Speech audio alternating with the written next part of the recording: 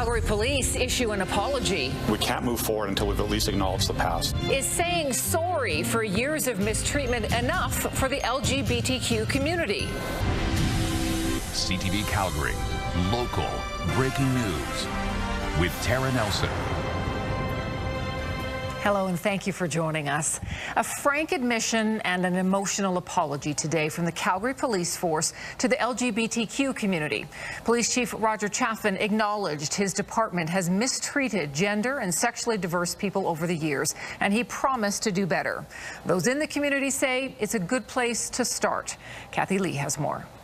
In 2002, protesters gathered in front of the provincial courthouse in Calgary, angry over a police raid on the Goliath bathhouse.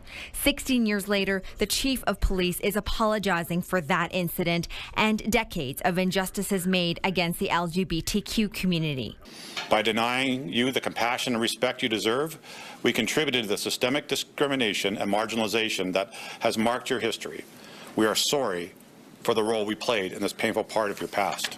Unjust arrests of gay men, opposing the decriminalization of homosexuality in the 60s, and denying Pride Parade permits in the 80s were just a few other examples of what the police chief calls historical mistakes.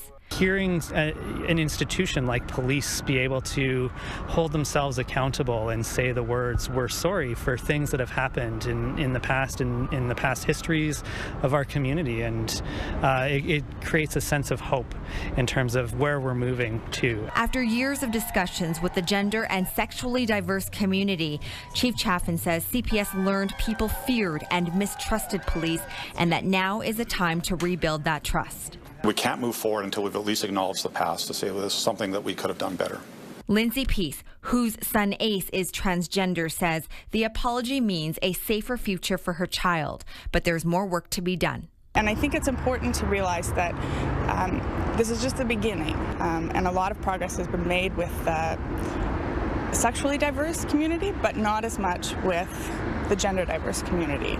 As the community continues to move towards equality for all, there has been much progress made since homosexuality was outlawed in 1969, and Everett Clipper became the last Canadian man to be imprisoned for being gay. I think he would be overjoyed today that that police are holding themselves accountable and that they're acknowledging the past. Kathy joins us from police headquarters. So Kathy, what does this mean for the Pride Parade this year? Will police actually be able to wear their uniforms?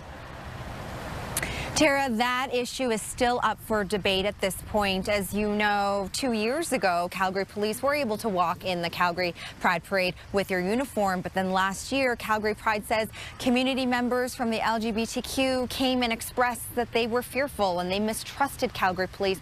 And that's why last year the decision was made to ban uniformed police officers from walking the Pride Parade. Now, I spoke to Calgary Pride's president. He says at this point it's still too early to make any kind of decisions for this year's Pride Parade coming up in September, but he says he is hopeful that the relationship between community members and police will get better. Back to you, Tara. Okay, Kathy Lee reporting. Kathy, thank you.